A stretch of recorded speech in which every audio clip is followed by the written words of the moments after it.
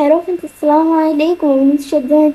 তোমাদের শেয়ার করবো how to ডুওএস cut copy paste slide in PowerPoint Bangla. অর্থাৎ আমি তোমাদের শেয়ার করবো কিভাবে আমরা আমাদের পাওয়ার পয়েন্টের মধ্যে দুইটা মাধ্যমে কাট কপি পেস্ট করতে পারি স্লাইড।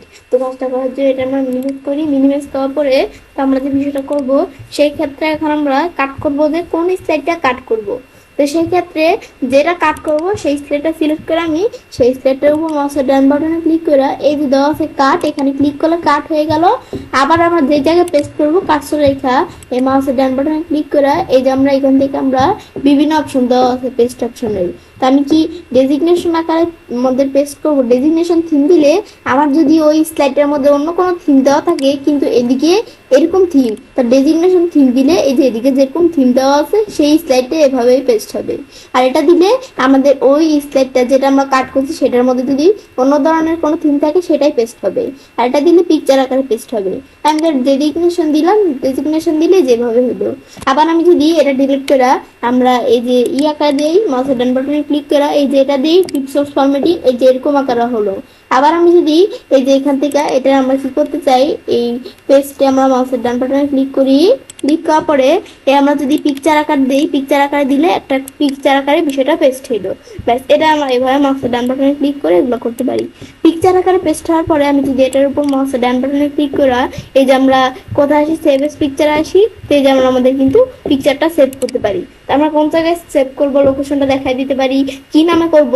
পরে সেভ যদি দেই আমরা যদি সেভ দেই সেভ দিলে বিষয়টা পিকচারটা সেভ হয়ে গেছে। এখন আমি আমার এদিকে আসলে এখন আমরা দেখতে পারবো এই যে পিকচার ওয়ান নামে। এখন এখানে যদি আমরা ডাবল ক্লিক করি, ডাবল ক্লিক করলে কিন্তু আমার কি হয়ে গেল এই যে এখানে কিন্তু পিকচারটা চলে আসলো। এটাই আমরা বিষয়টা করতে পারি। বাস আমি এটা দেখলাম কি কাজ করে বা এটা এটা আমরা ডিলিট করে দিলাম। ডিলিট করার পরে কাটের বিষয়টা এভাবে আমাদের মাউসের ডান বাটনে না ক্লিক করেও আমি যদি কিবোর্ড থেকে করতে চাই তো এটা সিলেক্ট করে কন্ট্রোল এক্স প্রেস করবো আমরা কিবোর্ড থেকে। এটা আমরা সিলেক্ট করি স্লাইডটা, এখন কন্ট্রোল এক্স প্রেস করি, ব্যাস আমাদের কেটে গেল। আবার যে স্লাইডটা নিচে করবো সেটা সিলেক্ট করে কন্ট্রোল ভি দিলে পেস্ট হয়ে গেল। বা বিষয়টা আমি এই যে এখান থেকে করতে পারি এই যে আমরা কাট দিলে কাট আবার এই যে এখানে পেস্ট দিলে পেস্ট আমরা বিভিন্ন মাধ্যমে এই যে এখানে আসলে কিভাবে করব পেস্ট এটা করতে পারি। ব্যাস এটা আমি দেখলাম কি কাজ করে।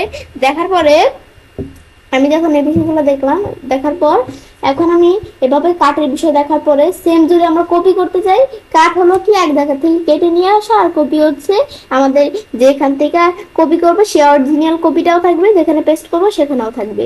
এটা কিরকম কপিটা করার জন্য সেম মাউসের ডান বাটন ক্লিক করে কাটের নিচে কপি কপি ক্লিক করলে কপি হয়ে গেল। এখন সবার লাস্টেরটা নিচে পেস্ট করব, এই লাস্টেরটা এখানে কার্সর রেখে মাউসের ডান বাটনে ক্লিক করে কি মাধ্যমে পেস্ট করব সেটা দেখা দিলেই হবে। ব্যাস এই মাধ্যমে কিন্তু আমরা এটা হয়ে গেল, যেটা দেখাই দেবো সেই মাধ্যমে কিছুটা পেস্ট হয়ে যাবে।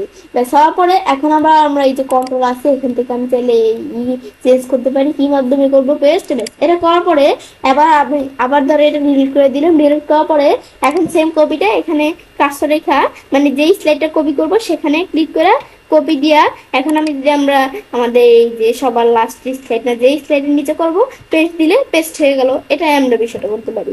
আবার আমি যদি ব্যাস এটা আমি দেখলাম, দেখার পরে যে আমি এখান থেকে করার জন্য এই যে দিক থেকেও কপি করে পেস্ট করে বিষয়টা করতে পারি। ব্যাস এটা আমি দেখলাম কি কাজ করে। এখন আমরা এবার আমি ছেড়ে কাজটা করতে পারি।